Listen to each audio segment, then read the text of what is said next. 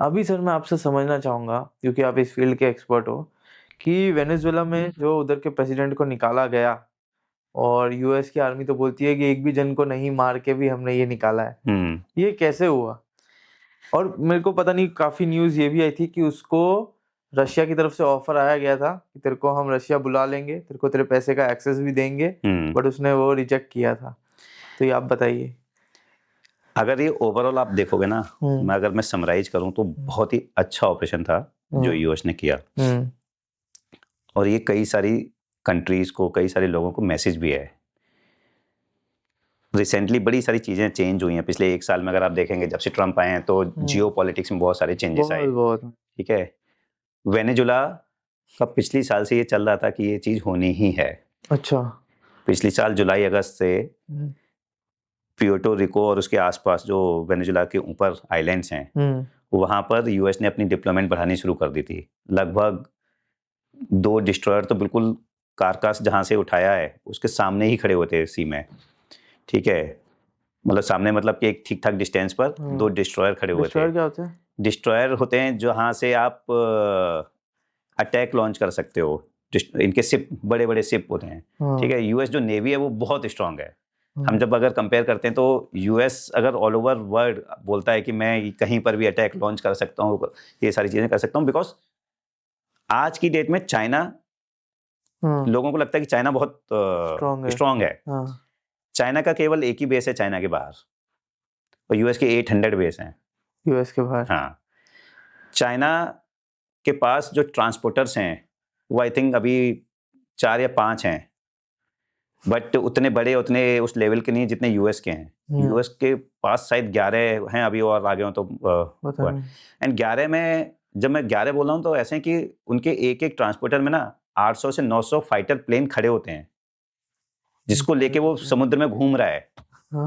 ठीक है, इसीलिए हुआ ना कि जब इराक हुआ या ईरान हुआ तो उनके उस साइड में शिप में खड़े हुए थे। इराक जब शुरू हुआ, गल्फ वॉर शुरू हुई, तो सारे अटैक उन्होंने जहाज से करे। करेक्ट। ठीक है, ग्राउंड फोर्सेस तो बाद में आई। तो इन्होंने ऑलरेडी नेवी बहुत सारी डिप्लॉयमेंट शुरू कर दी थी। एम्फीबियस शिप्स आ गए थे। एम्फीबियस शिप्स मतलब कि जिसमें जहाज है, उसके अंदर टैंक्स भी खड़े हुए हैं, उसके अंदर बंदे भी हैं। 450,000 बंदे एक टाइप की पूरी मिलिट्री आप एक शिप पे। तो उन्होंने प्यूर्टो रिको को एकदम स्ट्रांग होल्ड बना दिया था। उसके आसपास जितना इलाका था वहां पे इन्होंने अपने इतने सारे डिस्ट्रॉयर्स, अपने कैरियर्स, अपने स्पेशल फोर्सेस शिप जिसमें एसएफ के ट्रूप्स थे, वो सारे डिप्लॉय करने शुरू कर दिए थे।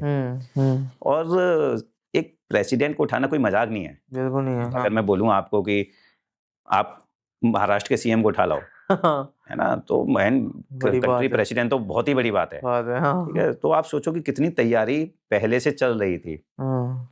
एसएफ जो डेल्टा फोर्स है, नवंबर दिसंबर में एग्जैक्ट प्रेसिडेंट हाउस और जहां पे ये रह रहे थे उन सबके मॉडल्स बना चुकी थी और उसमें प्रैक्टिस कर रही थी। क्या बात है। यस, एक एक कमरा, एक एक वो कहाँ से उतरने के, कैसे जाना है, कैसे एंट्री करना है। इसीलिए तो ये टच डाउन हुए हैं। इनके चॉपर टच डाउन हम बोलते हैं कि जैसे ही चॉपर से आप उतर के पैर आपने जमीन पे रखा, टच डाउन हुए। ठीक है, टच डाउन होने के विदिन 7 या 8 मिनट में तो इन्होंने उठाकर वापस आ गए ये प्रेसिडेंट को। वो कब हो सकता है? वो तब हो सकता है ना जब आपको पता है एग्जैक्ट किस जगह पर है, और आपके साथ या तो कोई बंदा भी है वहीं अंदर का भी कोई बंदा हो, जो आपको लेके जा रहा है कि अभी चलो। वो स्ट्रॉन्ग रूम में एंटर हुआ, उससे पहले तो उसको पकड़ के वो कर लिया, अंदर जाने ही नहीं दिया। एक्चुअली हर कंट्री में मतलब कुछ स्ट्रॉन्ग रूम्स होते हैं कि अगर आप एक बार उसके अंदर चले गए तो वो अंदर से ही खुलेगा फिर, और वो अंदर सेल्फ सस्टेन्ड होगा काफी टाइम के लिए। हाँ, तो अगर वो उसके अंदर चला जाता तो शायद नहीं निकाल पाते, या हो सकता है बहुत टाइम लग जाता। हाँ। ठीक है, उसके भी एंड टाइम, किसी भी लड़ाई में ना टाइम बहुत इंपॉर्टेंट है। अगर दुश्मन के पास इतना टाइम हो गया कि उसने और तैयारी कर ली, उसने अपना सपोर्ट बुला लिया, उसने अपना कुछ और बुला लिया, तो फिर चीजें चेंज हो जाती हैं। ठीक है, तो स्पीड आपने जितनी तेजी से किया वो बहुत जरूरी है। तो ये 6 महीने से ऑलरेडी सिग्नल्स थे कि वेनेजुला पे कुछ होने वाला है, और ये होगा, इसी तरह का कुछ होगा। ठीक है, और बार बार वो चीज बताई जा रही थी। अब डेल्टा फोर्स ने तैयारी करी, नवंबर दिसंबर में मॉकअप ड्रिल बनाया, पूरी तैयारी करी। उससे पहले ग्राउंड पर सोर्सेस ऑलरेडी डिप्लॉयड थे। ओके। ठीक है, कुछ वेनेजुएलन आर्मी के जनरल्स भी यूएस आर्मी के साथ थे जो खबर दे रहे थे। हाँ। इसीलिए वो प्रेसिडेंट हाउस से नहीं उठाया उसको, हाँ। वो आर्मी कैंप में कहीं था, वहां से उठाया उसे। उनको इन्फॉर्मेशन थी हाँ, कि तो उनको पता था कि वो यहाँ रहता है, यहाँ रहता है, यहाँ रहता है, यहाँ रहता है, और उन सबके मॉडल्स भी थे उनके पास में। उन सबके में प्रैक्टिस भी हो चुकी थी, सब हो चुका था कि अगर ये यहाँ होगा तो इस तरह से उठाना है इसको। ठीक है, उसके बाद इनके पास चाइनीज रेडार्स थे वेनेजुला के पास। Chinese radars? हाँ, जो चाइना बोलती थी कि स्टील्थ एयरक्राफ्ट जो है B6 बॉम्बर, वो इसको भी पकड़ लेगा।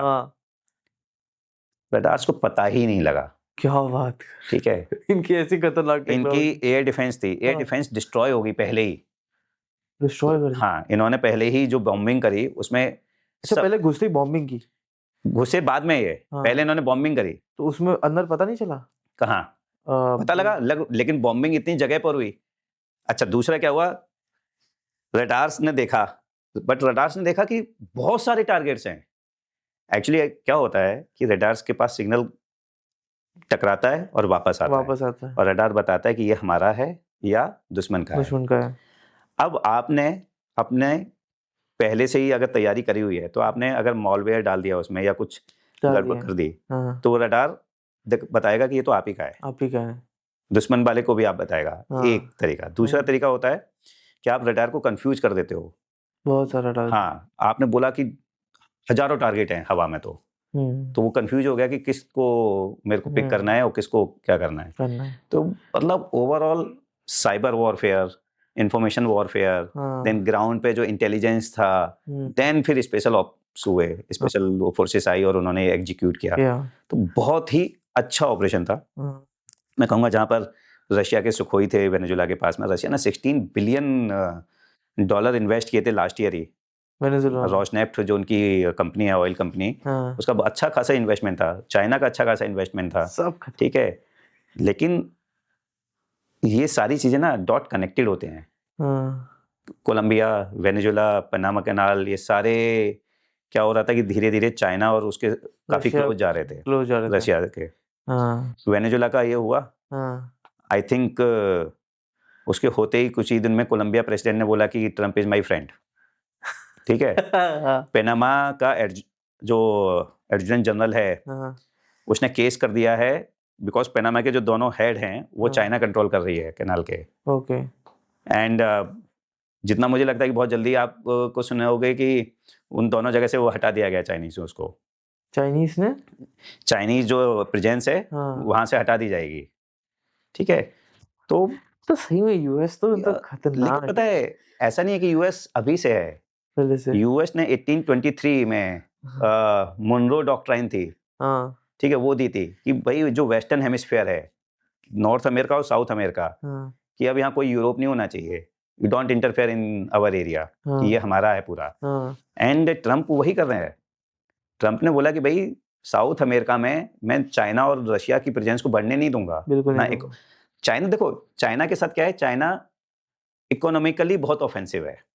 चाइना जहां जाता है वहां पर इन्वेस्टमेंट करता है। चाइना ने अभी भी यूएस को किस तरह से ट्विस्ट किया कि उन्होंने रेयर मिनरल्स की उसको सप्लाई को बोला कि हम बंद कर देंगे। ठीक है, अगर आप हमारे ऊपर टैरिफ लगाओगे तो। ठीक, बट मैक्सिमम बहुत सारी जगह तो क्या हुआ है कि अफ्रीकन कंट्रीज हैं या बाहर की जो कंट्रीज हैं, वहां चाइनीज कंपनी गई हैं और उन्होंने उनसे वो रेयर मिनरल्स की रिफाइनरीज को खरीद लिया है, या मतलब वो ऑपरेट कर रहे हैं। जो प्रोसेस है वो चाइना के पास है, तो इसलिए वो अभी इतना कर रहा है। बट आप सोचो कि अगर अब वेनेजुला है, वेनेजुला में रशिया ने इन्वेस्ट किया, चाइना ने इन्वेस्ट किया, बट वेनेजुला खत्म।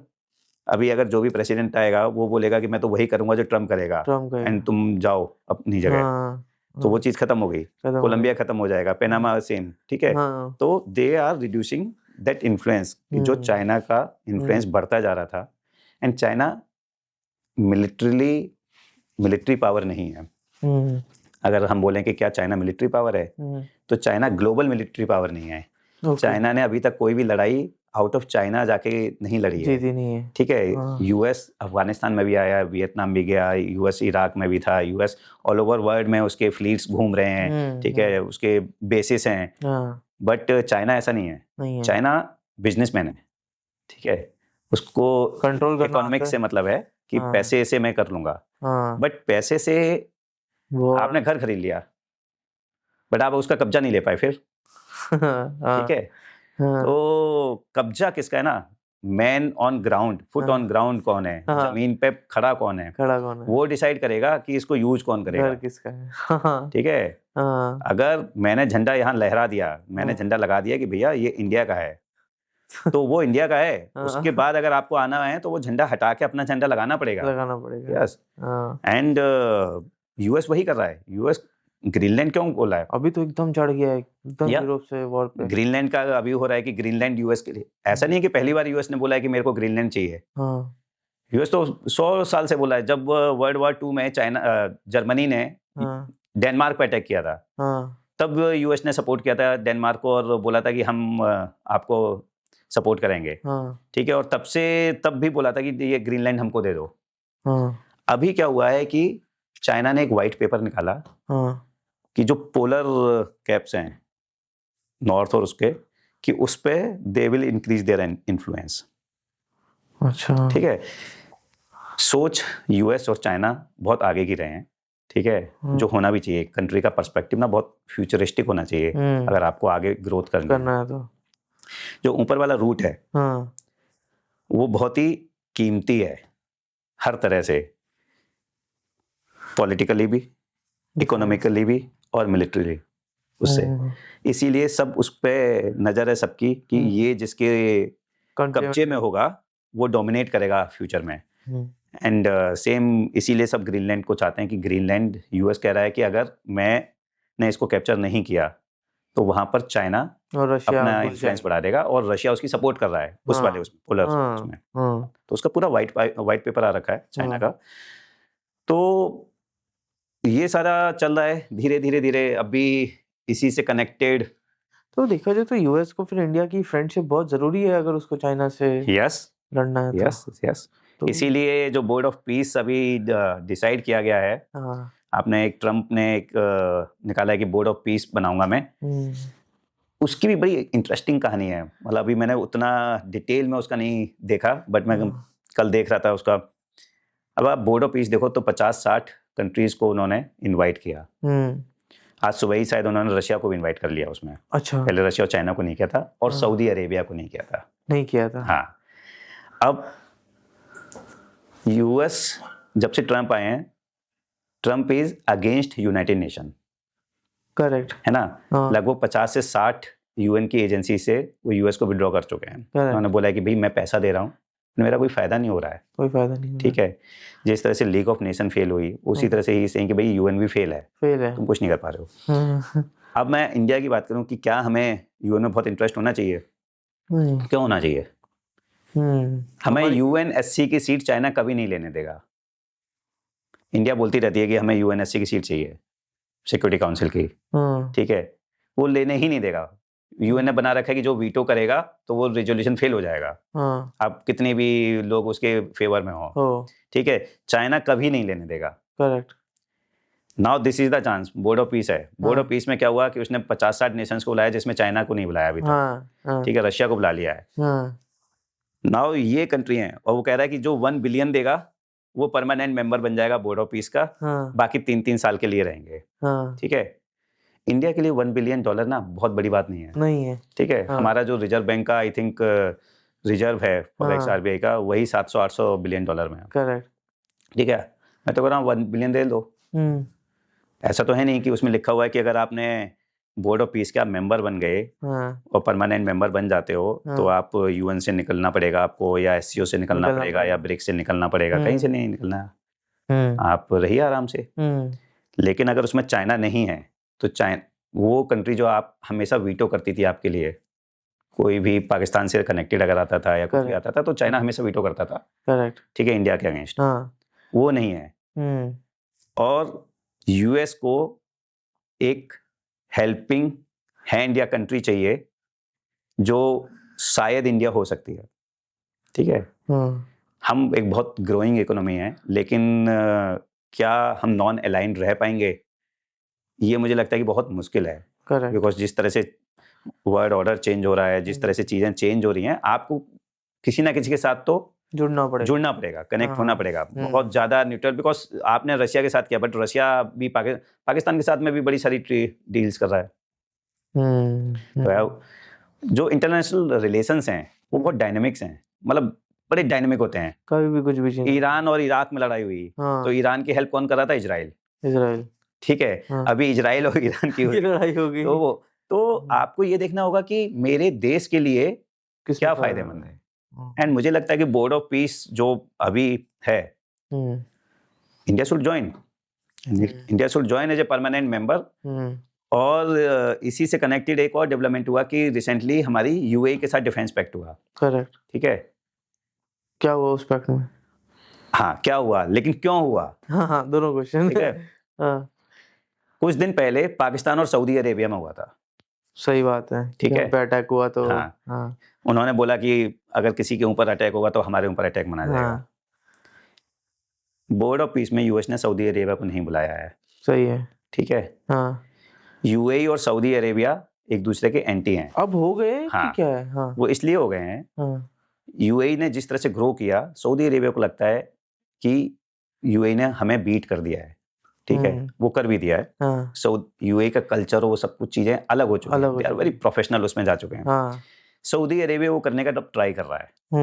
उन्होंने अपने आप को काफी ओपन कर लिया है, काफी लिबरल करने का ट्राई कर रहे हैं। वो कर रहे हैं। तो सऊदी अरेबिया को लगता है कि यूएई है जो मेरा इस पूरे मिडिल ईस्ट रीजन में कॉम्पिटिटर है।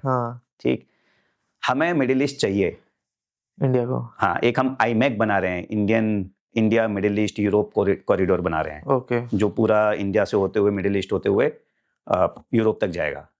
अगर वो बन जाता है तो जो पर्ल ऑफ रिंग चाइना बना रही थी वो उसका काउंटर है, और जो ये बीआरसी जो बोलती है कि बेल्ट रोड कॉरिडोर जो पाकिस्तान और इसके थ्रू जा रहा है चाइना का, वो उसका काउंटर है। ठीक है, तो अगर वो बन जाता तो हमें मिडिल ईस्ट में अपने अच्छे दोस्त चाहिए। इजराइल के साथ आपका अच्छा है, आपका अगर यूएई के साथ अच्छा हो जाता है, और इजराइल और यूएई ऑलरेडी आपस में ठीक ठाक रिलेशंस रखना शुरू कर दिया है। और यूएई को इंडिया लगेगा, ठीक है, India is a nuclear power, तो इसीलिए हमने डिफेंस पैक्ट किया है उनके साथ में, और यूएई ने भी किया। मतलब मुझे लगता है बहुत ही अच्छी चीज है। ओनली थिंग इज, कहते हैं ना कि एक चीज होती है कि आप घर के अंदर बैठ के बातें कर रहे हो, हम तैयारी कर रहे हैं, उससे काम नहीं चलेगा। अब टाइम आ गया है जब आपको बाहर जाकर बात करनी पड़ेगी, अच्छे दोस्त बनाने पड़ेंगे, और वो चीजें हमने पिछले 10-12 साल में बहुत एग्रेसिव उसमें करी है इंटरनेशनल उसमें।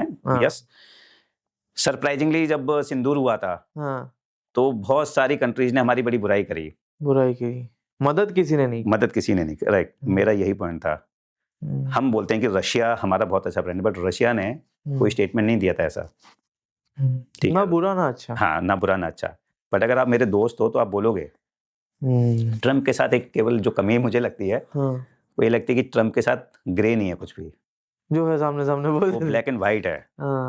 अगर आपको यूएस का दोस्त बनना है तो वो बिल्कुल यूएस का ही बनना है, उसका होगा कि नहीं फिर आप चाइना के साथ ये नहीं कर सकते इसके। तो आई एम श्योर जो डिप्लोमेट्स हैं और जो सरकार है वो ये सब चीज़ें सोचेगी, करेगी, बट शायद जो बोर्ड ऑफ पीस बनना है वो अच्छा है, हमारे लिए अच्छा है, बिकॉज उसमें आपका एक से रहेगा, और उसके भी बड़े सारे उसमें क्लॉजेस हैं। अगर आप उसको ध्यान से पढ़ोगे तो उन्होंने बोला कि गाजा के लिए हम ये पैसा ले रहे हैं, जो 1 बिलियन ले रहे हैं कि 60-70 बिलियन हम गाजा को वो करेंगे, बट गाजा जब तक हमास को आप वेपन्स नहीं हटाओगे, डिमिलिटराइज नहीं करोगे, तो कैसे होगा? कौन से वेपन हटाएगा कौन? यूएस ने बोला कि मेरे बंदे नहीं जाएंगे, मेरी आर्मी नहीं जाएगी। ठीक है, बट आपको क्या लगता है गाजा भेजना है उन लोग? हाँ, क्यों? इजराइल, बिकॉज उसने बोला कि मैं इस एरिया को पीसफुल बनाना चाहता हूँ। ठीक है, तो डिपेंड करेगा कि अभी वो बनेगा भी या नहीं बनेगा, उसको हमास को कौन डिमिलिटराइज करेगा, क्या पाकिस्तान आर्मी वहां डिप्लॉय होगी या किसी और कंट्री की, कौन आर्मी देगा, कौन फायर फाइट में इन्वॉल्व होगा, बड़ी सारी चीजें। बट उसी में एक लाइन और लिखी है, रिजोल्यूशन ऑफ कॉन्फ्लिक्ट्स, कि वो भी करे जाएंगे। तो एक तरह से ट्रम्प ने बोला है कि ठीक है तुम यूएन अपना चलाते रहो, बट मैं ये बोर्ड ऑफ पीस बनाऊंगा, जो ढंग की अच्छी कंट्रीज हैं वो होंगी, एंड वी विल डिसाइड कि क्या होना है, कैसे होना है।